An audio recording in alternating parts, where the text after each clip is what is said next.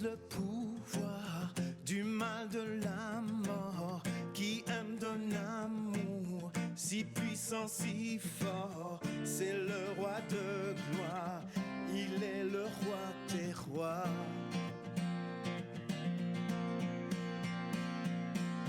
Qui secoue la terre par un saint tonnerre, qui nous émerveille par tant de mystères. C'est le roi de gloire, il est le roi des rois.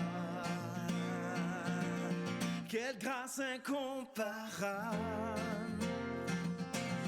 quel amour infini,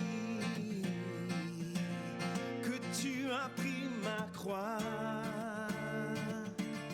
que tu sois mort pour moi. Tu as payé le prix pour qu'enfin je sois libre.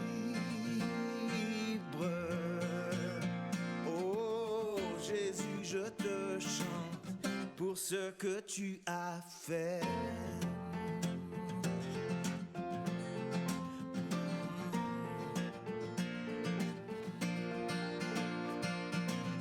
Qui ramène la paix dans la confusion, change les orphelins en fils et en filles. C'est le roi de gloire, il est roi des rois, qui règne sur les peuples dans la vérité, brille comme le soleil de tout son éclat. C'est le roi de gloire, il est le roi des rois. Quelle grâce incomparable, quel amour infini, que tu as pris ma croix, que tu sois mort pour moi. Tu as payé le prix pour qu'enfin je sois libre. Oh Jésus, je te chante pour ce que tu as fait. Digne est l'agneau immolé, digne est le roi vainqueur sur la mort. Digne est l'agneau immolé, digne est le roi vainqueur sur la mort. Digne est l'agneau immolé, digne est le roi vainqueur sur la mort. Digne est l'agneau immolé, digne, digne, digne. Quelle grâce incomparable, quel amour infini, que tu as pris ma croix, que tu sois mort pour moi. Tu as payé le prix pour qu'enfin je sois libre. Oh Jésus, je te chante pour ce que tu as fait.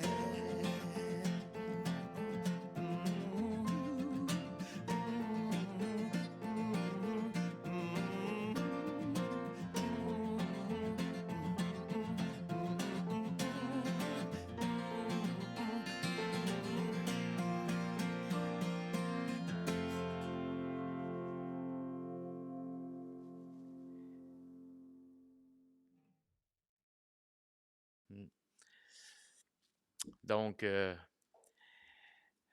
on est tranquillement vers le temps de Noël et c'est plaisant de voir, de déjà planifier ces choses, de pouvoir planifier aussi les rencontres de famille, de faire ces choses-là, de voir les gens.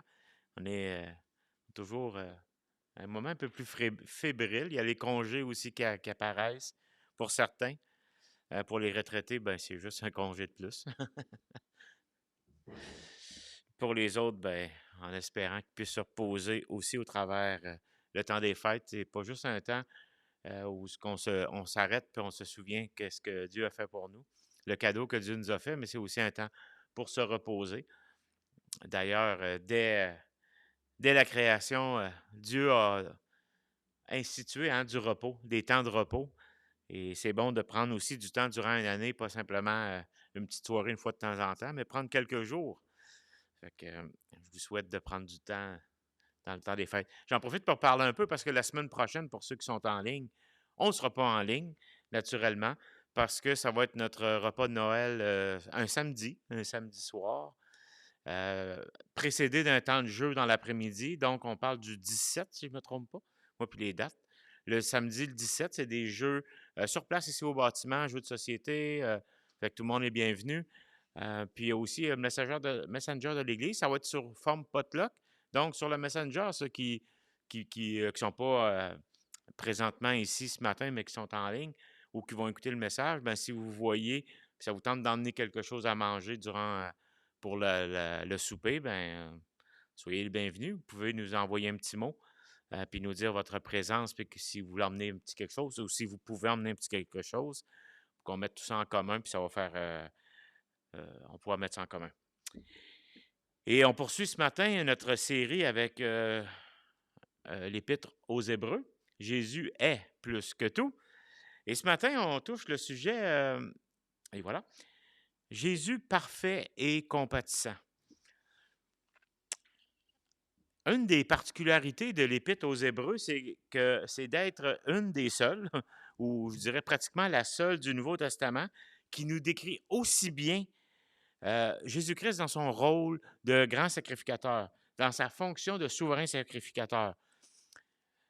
On pense aux épîtres, on pense aux évangiles, ça nous décrit son œuvre. Mais Hébreu nous l'explique pourquoi il l'a fait. Il nous l'explique, puis il nous met en contexte avec l'ancienne alliance, avec ce que les Juifs croyaient, avec ce que Dieu avait institué aussi par rapport à la loi, ces choses-là, et comment Christ était venu, puis avait fait son rôle et sa fonction de souverain sacrificateur, de grand prêtre.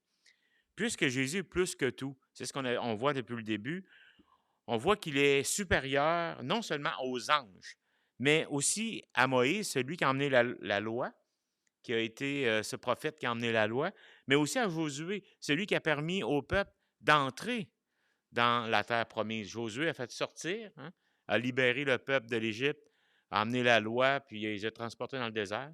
Il les a guidés dans le désert. Mais Josué était celui qui a été le dernier lien. Et Josué, quand on regarde son nom en hébreu, c'est la même chose que Jésus. C'est Yeshua, ça veut dire sauveur ou libérateur.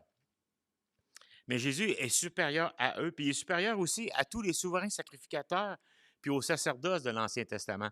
Dans l'Ancien Testament, on voyait que pour s'avancer, pour aller vers Dieu, il fallait arriver avec des sacrifices, il fallait passer par un souverain sacrificateur, par un grand sacrificateur, et c'était la personne qui était désignée pour être un lien entre Dieu et le peuple, entre Dieu et son peuple. Mais Christ est encore supérieur à eux, et c'est ce qu'on va voir dans Hébreux, dans les prochains chapitres. Je pense que c'est jusqu'au 10e chapitre, mais entre autres, aujourd'hui, on en parle un peu. Et aujourd'hui, on arrive à la fin du chapitre 4, et ça fait drôle de dire ça de même, mais c'est le dernier enseignement de l'automne dans cette lettre. On est déjà rendu là, à ce moment-là de l'année, parce que après ça, on s'en va vers le temps des fêtes et on revient en janvier. Mais cet hiver, puis au printemps, Dieu voulant, on voudrait poursuivre justement cette série sur l'Épître aux Hébreux, mais pour l'instant, c'est le dernier. On termine le chapitre 4, puis on recommence en janvier, Dieu voulant, sur le chapitre 5. La semaine passée, on avait vu un genre d'exposé sur le vrai repos qu'on pouvait avoir en Dieu. Ce repos-là qui nous était fourni ou qu'on trouvait en Jésus-Christ.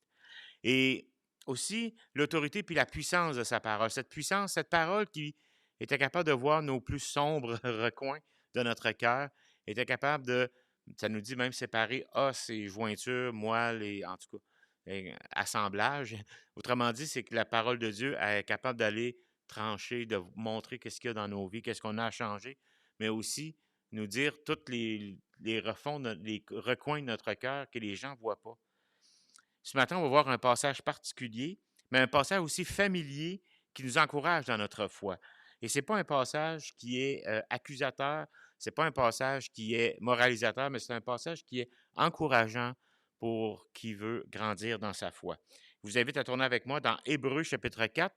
On va lire les versets 14 à 16, les 3 derniers versets du chapitre 4. Hébreux chapitre 4 au verset 14, ça nous dit ceci. Ainsi, puisque nous avons un grand souverain sacrificateur qui a traversé les cieux, Jésus, le Fils de Dieu, demeurons fermes dans la foi que nous professons, car nous n'avons pas un souverain sacrificateur qui ne peut compatir à nos faiblesses. Au contraire, il a été tenté comme nous en toutes choses sans commettre de péché. Approchons-nous donc avec assurance du trône de la grâce afin d'obtenir miséricorde et de trouver grâce pour être secourus dans nos besoins.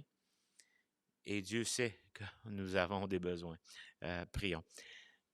Père, au travers de ces passages, on veut être encouragés justement dans notre foi, à persévérer dans notre marche pour toi, dans notre désir de vouloir de plus en plus te ressembler, de vouloir de plus en plus être utile et façonné à ton image. Et c'est dans le bon nom de Jésus qu'on t'en prie. Amen. Ce thème dans Hébreux qui dit que Jésus est notre grand prêtre revient un peu comme un refrain dans les chapitres suivants. L'auteur nous donne un bon aperçu ici de ce rôle important en 3 versets et on va le développer peu à peu. Il développe tout ça jusqu'à la fin du chapitre 10. On peut dire que c'est un peu le centre ici de l'Épître aux Hébreux. C'est un peu le point central de l'Épître aux Hébreux. On sait que Christ est la révélation finale, mais c'est comme, OK, pourquoi c'est la révélation finale? C'est parce qu'il est le Fils de Dieu qui s'est approché de nous et qui nous fait grâce, puis que maintenant, on peut avoir cet accès auprès du Père. C'est le cœur de l'Évangile, c'est le cœur du message, c'est le cœur de l'œuvre que Christ a fait pour nous. Et ce thème se développe tranquillement. Et l'auteur reprend là où il avait laissé au chapitre 2, verset 17. Je vais vous en rappeler, mais on avait lu ce passage qui dit « Aussi devait-il devenir en tout semblable à ses frères, afin d'être un souverain sacrificateur miséricordieux et fidèle dans le service de Dieu pour faire l'expiation des péchés du peuple. » Hébreux 2, 17. Et c'est ce qu'il nous dit. Et là, il reprend ce thème-là puis il le développe encore un peu plus. Cette courte section du chapitre 4, versets 14 à 16, c'est un encouragement important pour notre foi.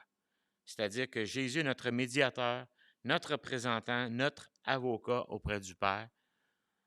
Et on va voir dans ces 3 versets-là, qui résument en fait toute l'Épître, comme je viens de le dire, un encouragement qui se décline sous 3 aspects. Et c'est ce qu'on va étudier ce matin. Et le premier aspect qu'on va regarder, c'est que Jésus est digne de foi puisqu'il vient du ciel. Et je pourrais même rajouter qu'il est au ciel. Le verset 14, on va le relire ensemble, ça dit ceci. « Ainsi, puisque nous avons un grand souverain sacrificateur qui a traversé les cieux, Jésus, le Fils de Dieu, demeurons donc fermes dans la foi que nous professons. »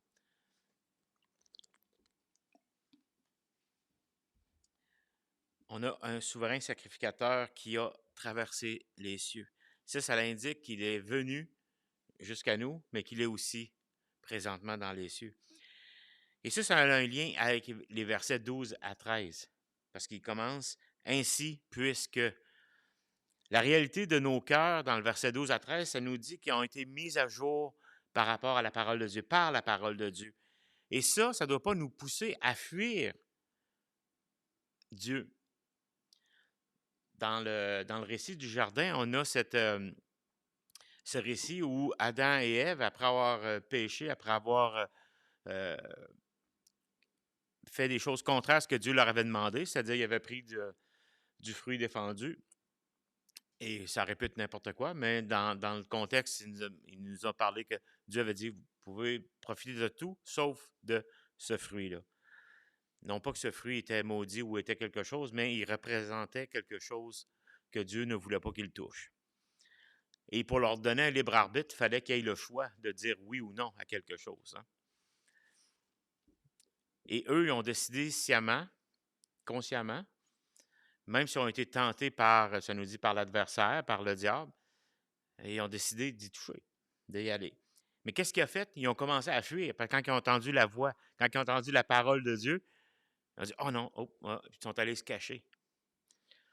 Puis la parole de Dieu fait la même chose dans nos vies, c'est-à-dire que lorsqu'on est confronté à la parole de Dieu, on est confronté des fois à des choses, à des valeurs, à des situations qui, oh, on se regarde face à ce que Dieu dit, puis on a plus le goût d'aller se cacher.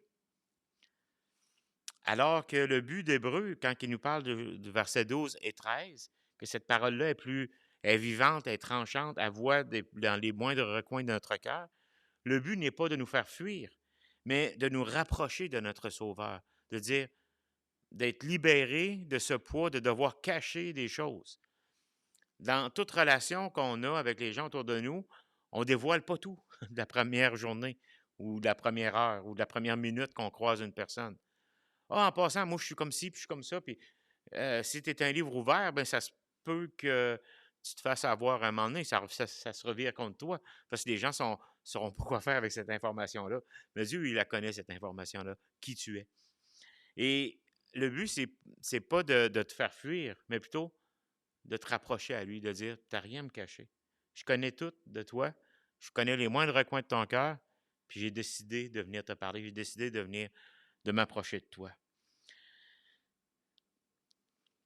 Il faut comprendre que pour les Juifs, mais pas seulement les Juifs, je vous dirais dans la plupart des religions, il y a un grand prêtre, mais pour les Juifs, eux autres, il y a un grand prêtre qui représentait la plus haute autorité religieuse dans la société. Et c'est ce qui représente la plus haute autorité religieuse dans la société.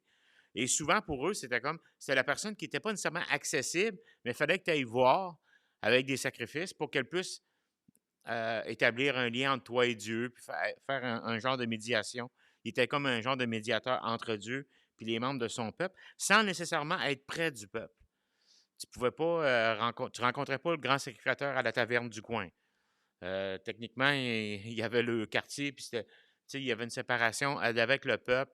Puis tranquillement, ben, cette classe religieuse de gens s'est éloignée du peuple parce qu'ils se sont considérés éventuellement plus saints, parce qu'il y avait un accès auprès de Dieu. Puis en tout cas, je ne sais pas exactement qu'est-ce qui s'est passé dans la tête, mais c'est facile de voir où ça peut en venir à ça. Mais c'est le même dans même les autres religions, les religions qui ne sont pas, qui ne font pas partie, mettons, comme la religion juive, par exemple, le judaïsme. Euh, les grands prêtres, les gens qui sont à la tête de ces religions-là ne sont pas accessibles. Parce que dans le judaïsme, le sacrificateur, c'est le seul qui avait la tâche d'entrer dans le lieu très saint.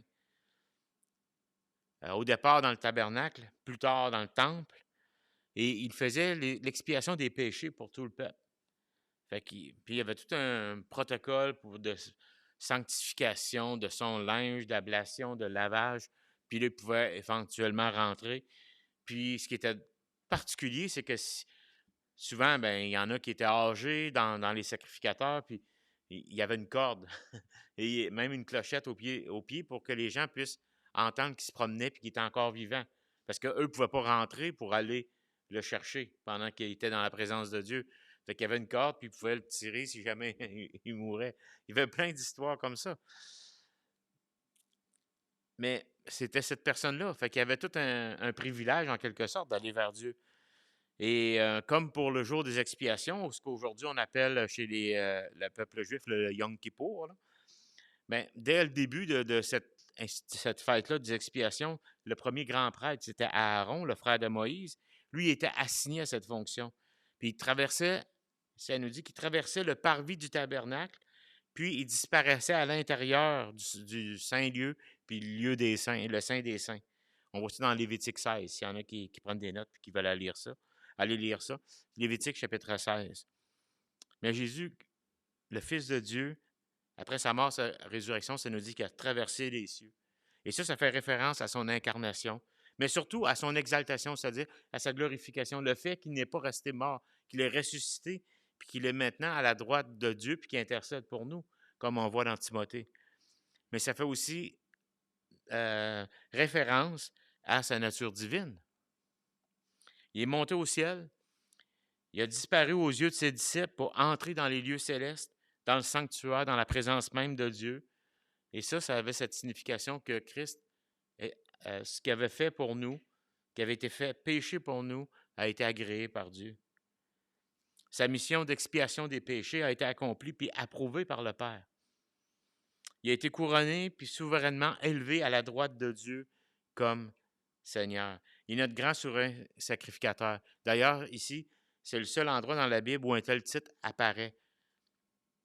Tu pouvais avoir un souverain sacrificateur, mais le titre pour Christ, c'est le seul endroit dans la Bible où il mentionne que c'est son rôle.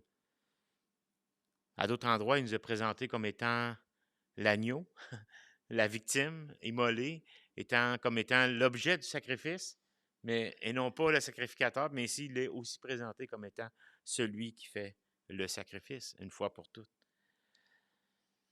Si le grand prêtre ne demeurait qu'une partie de la journée, d'une journée dans l'année, c'était juste une petite partie pendant la fête des expiations, qui allait dans le lieu très saint pour le pardon des péchés, bien, Jésus lui demeure éternellement dans le sanctuaire céleste et il peut toujours intercéder en notre faveur. Et c'est ce que l'auteur aux Hébreux dit au chapitre 9, verset 24. C'est un peu plus loin dans vos Bibles, là, mais ça dit « Car Christ n'est pas entré dans un sanctuaire fait de la main de l'homme, une imitation du véritable, mais dans le ciel même, afin de se présenter maintenant pour nous devant la face de Dieu. » C'est dans le cadre de son rôle de souverain sacrificateur que Christ a, toutes ces notions-là ne sont mentionnées que traverser les cieux. Puisque Jésus est maintenant à la droite de son Père, puisqu'il a accompli, dans le cadre de son rôle, il a tout accompli ce qu'il avait à faire, il a ouvert le chemin. Notre responsabilité pour nous, c'est de prendre position par la foi puis d'y tenir ferme, de nous engager envers le Seigneur et son Évangile, envers Christ. C'est plus qu'une simple adhésion intellectuelle, c'est une implication. Ça nous implique, ça veut dire que ça change notre état devant Dieu. C'est pas juste de dire « Ah oui, ça a du sens, c'est logiquement », parce qu'il y a beaucoup de théologiens qui, intellectuellement, vont accepter ces choses-là, vont lire ces choses-là, vont croire à ces choses-là. Puis il y a beaucoup de religieux qui vont croire à ces choses-là. Mais c'est des adhésions intellectuelles. Mais alors que Dieu veut, c'est une implication. Il veut que la foi soit au cœur de ce processus d'adhésion, en quelque sorte, soit au cœur de ce processus-là. Que lorsqu'on reconnaît, lorsqu'on accepte que Christ a été ce grand souverain sacrificateur pour nous, puis qui est maintenant à la droite auprès du Père, mais c'est notre foi qui est impliquée. Et elle doit de demeurer ferme. Ça, c'est la première vérité qu'on trouve. C'est première vérité. Le premier aspect, justement, de cette vérité que l'on retrouve dans Hébreux. Au verset 15, on retrouve une autre chose, c'est que Jésus est compatissant envers nous dans nos tentations. Verset 15. On peut le relire encore aussi. Car nous n'avons pas un souverain sacrificateur qui ne puisse compatir à nos faiblesses. Au contraire, il a été comme nous, tenté en toutes choses, sans commettre de péché. C'est la deuxième fois qu'il est question de la tentation de Christ ici dans cette lettre-là. Dans le chapitre 2, verset 18, on avait ce texte qui dit « Car du fait qu'il a souffert lui-même quand il fut tenté, il peut secourir ceux qui sont tentés. » Lorsqu'on voit ces textes-là, on pourrait se poser la question, à quel point Jésus a-t-il été tenté comme nous? Après tout, il est le Fils de Dieu, il est Dieu. C'est quoi une tentation pour lui? C'est quoi? On a l'impression que ça serait facile pour lui de recevoir la tentation puis de ne pas pécher. Comment est-ce possible pour lui de pécher s'il ne pouvait pas pécher? Comment, s'il n'y avait pas de désir de pécher comme nous, qu'est-ce qui rend la tentation si attirante pour lui? La tentation pouvait être attirante pour lui. Ce qu'il faut saisir par rapport à Jésus, c'est que Jésus est Dieu, puis c'est impossible qu'il pêche. Il y a plein d'autres textes qui vont le dire, que Jésus n'a jamais commis de péché, n'a jamais connu le péché. Mais on voit dans 2 Corinthiens 5, 21 ceci, « Celui qui n'a point connu le péché, il a fait devenir péché pour nous, afin que nous devenions en lui justice de Dieu. » Il y a d'autres péchés, il y a d'autres passages qui disent que Christ, que Dieu ne peut même pas admettre le péché devant lui. Les évangiles nous confirment que Jésus a vraiment été tenté, mais qui a été victorieux en toutes choses. Il a prouvé aux yeux de tous qu'il était vraiment le Fils de Dieu, puisqu'il n'a jamais succombé à la tentation. Contrairement à nous, il a refusé tout compromis avec le mal et puis les multiples facettes du mal.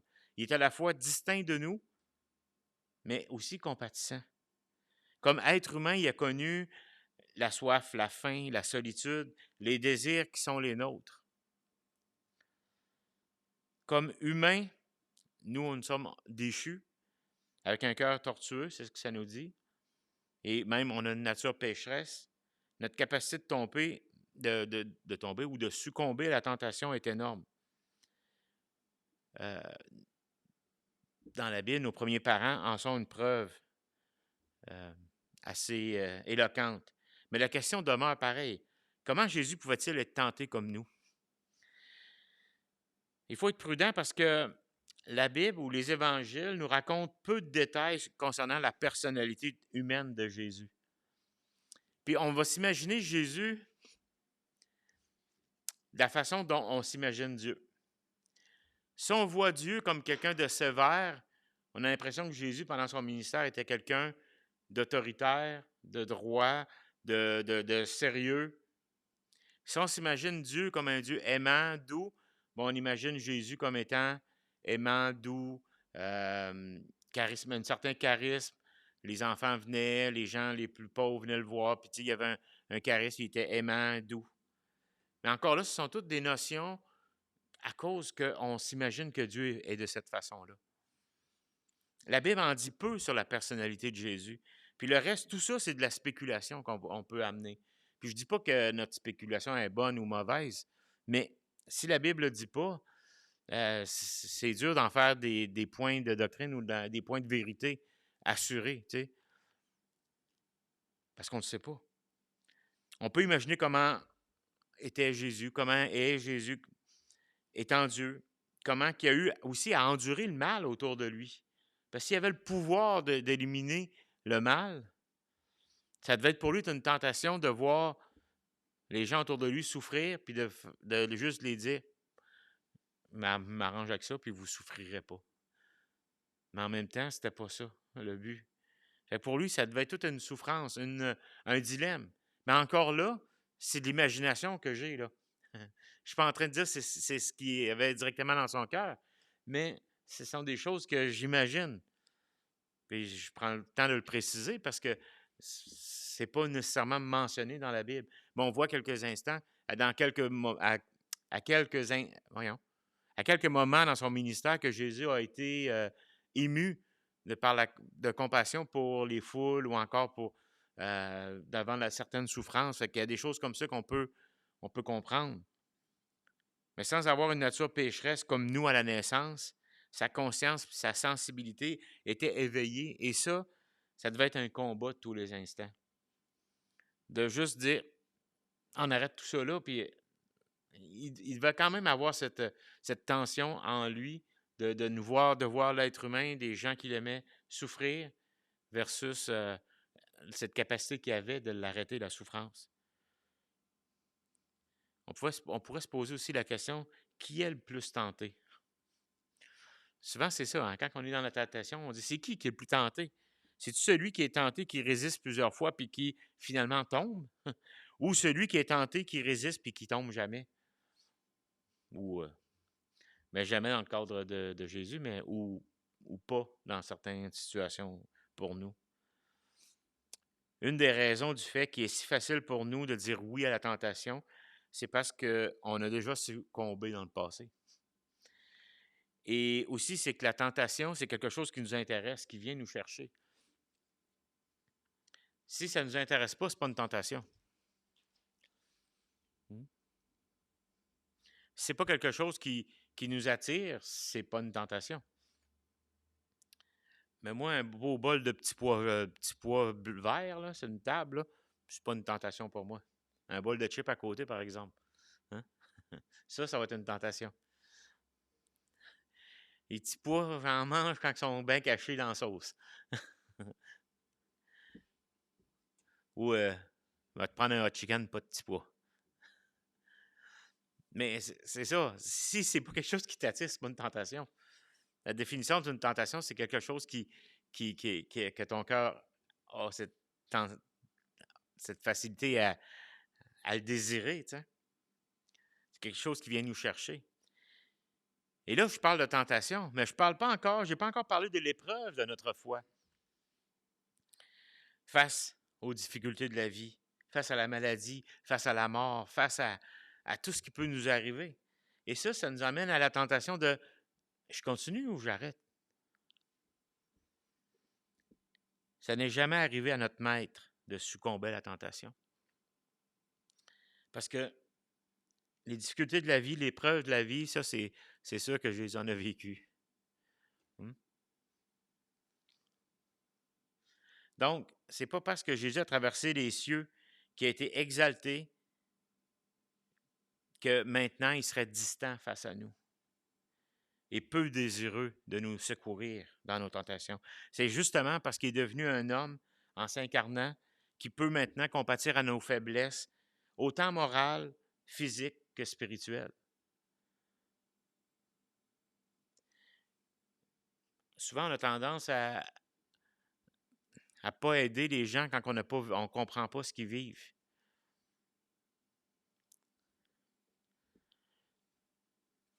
Mais c'est pas ça que ça veut dire. C'est pas ça.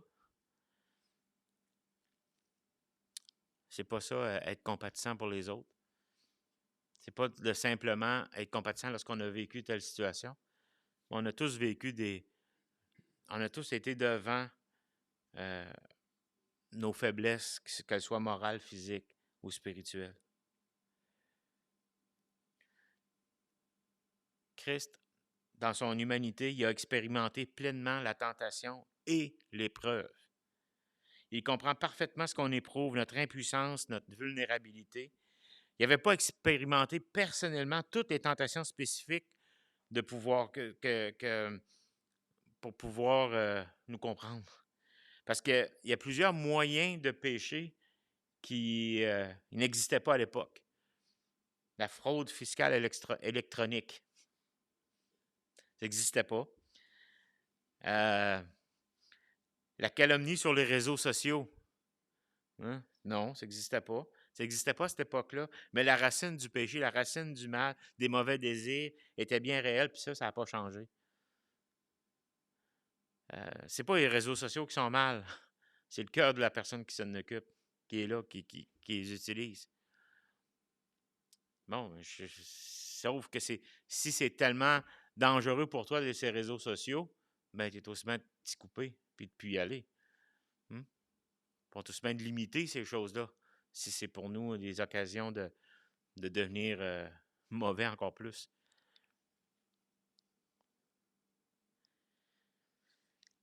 La haine, le meurtre, le mensonge, la tromperie, la convoitise, l'orgueil, l'adultère, tous les péchés sexuels étaient bien existants déjà à l'époque. Il n'y avait pas besoin d'Internet. Il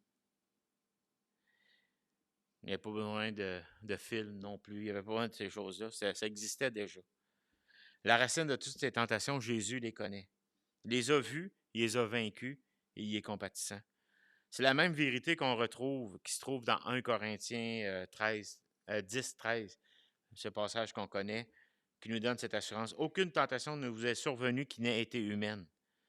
Dieu est fidèle et ne permettra pas que vous soyez tentés au-delà de vos forces. Mais avec la tentation, il donnera aussi le moyen d'en sortir pour que vous puissiez la surmonter. Mais il n'a pas rajouté le mot facilement. Là. Il n'a pas rajouté le mot comme un petit pit. Non, non. C'est surmonter, surmonter ces tentations. Ce sont tous des mots qui vont nous faire peur, qui vont demander de nous de l'effort. Ce qui nous emmène au verset 16, ou à la troisième déclinaison de cette vérité par rapport à ce que Jésus est parfait et compatissant. C'est que Jésus nous accorde un accès assuré auprès du trône de grâce. Jésus nous offre sa grâce. Verset 16. Approchons-nous donc avec assurance du trône de la grâce, afin d'obtenir miséricorde et de trouver grâce pour être secourus dans nos besoins. Ceux qui sont bons en français, là, vous venez de voir que dans ce texte-là, c'est comme si une chose qui répète 4 fois, 3 fois, en tout cas. Approcher avec assurance du trône de la grâce, obtenir miséricorde, trouver grâce, puis être secouru dans nos besoins. On dirait que c'est tous des synonymes d'à peu près la même chose. On pourrait résumer en un mot, grâce. Ou encore de la part de Dieu ou de la part de Jésus, compassion. Sous l'Ancienne Alliance, il y avait le seul grand prêtre qui pouvait s'approcher de Dieu comme il le faisait pendant le jour des expiations. Une fois par année, avec du sang d'animaux pour le pardon des péchés du peuple et les siens. Mais en Christ, ça nous dit que chacun peut s'approcher de Dieu en tout temps parce que l'accès nous est ouvert parfaitement. Et comme l'affirme plus loin l'auteur dans Hébreux 10, 19 à 22, mais on va lire 19 et 22, que je vous ai résumé ici, ça dit « Ainsi donc, frères, nous avons l'assurance d'un libre accès au sanctuaire par le sang de Jésus. » Par le sacrifice de Christ, on a un libre accès. Donc, il dit, approchons-nous donc d'un cœur sincère avec une foi pleine et entière, le cœur purifié d'une mauvaise confiance et le cœur lavé d'une eau pure. À cause que qu'est-ce que Christ a fait, on peut s'approcher de Dieu avec un cœur sincère, une foi pleine, parce qu'on a été lavé en Christ. Ce n'est pas un sanctuaire terrestre qu'on s'approche, mais bien céleste. C'est du trône même de Dieu, notre Père, un Dieu de toute grâce, un Dieu de toute compassion, un Dieu compatissant. Et de son trône découle une surabondance de la grâce. Peu importe notre état actuel, mes fautes, mes besoins, je peux faire confiance à Jésus puis trouver grâce auprès du Seigneur. Celui appelé dans notre texte le grand sacrificateur ou mon grand prêtre, par excellence. Celui qui intercède auprès du Père pour moi, celui qui me défend, qui me représente, qui me pardonne, qui me secourt au moment opportun. On a un seul avocat auprès du Père, Jean chapitre 2. 1 Jean chapitre 2. Il nous dit qu'on a un avocat auprès du Père. Dans Romains, Paul dit qui va nous attaquer, hein? Qui peut nous accuser? Personne. Si tu te sens écrasé par la culpabilité ou la honte à cause de tes gaffes, ben plutôt que t'apitoyer et fuir, il faut s'approcher avec assurance. C'est tout le contraire de notre désir. Lorsque on succombe à des tentations, lorsqu'on tombe, on a plus le goût de se sauver puis de se punir soi-même, alors qu'on devrait s'approcher avec confiance et assurance.